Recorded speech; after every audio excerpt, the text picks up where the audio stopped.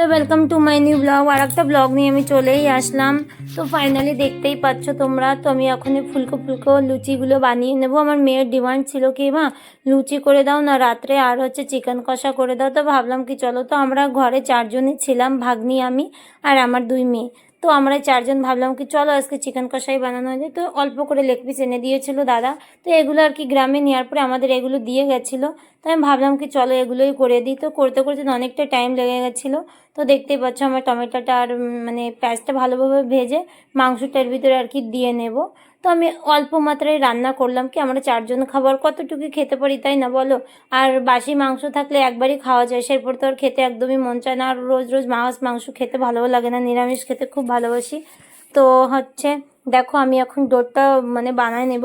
লুচির ওই যে ইগুলো হয় সেগুলো আর কি বানাবার ফার্স্ট ভিডিওতে দেখেছো আমার মেয়ে, মানে ও পুরি বানানো। তো ওর কাজকর্ম করতে ভালো লাগে তো না, কিন্তু আকাজ করতে খুব ভালো লাগে। তো ওরে যদি না করতে দেওয়া হয় তাহলে হচ্ছে ও খুব কান্না করে, শুয়ে পড়ে কান্না করে, যার জন্য ওরে ওরে সব কিছু ছেড়ে দিয়ে আমি অন্য কাজ করতে লাগি।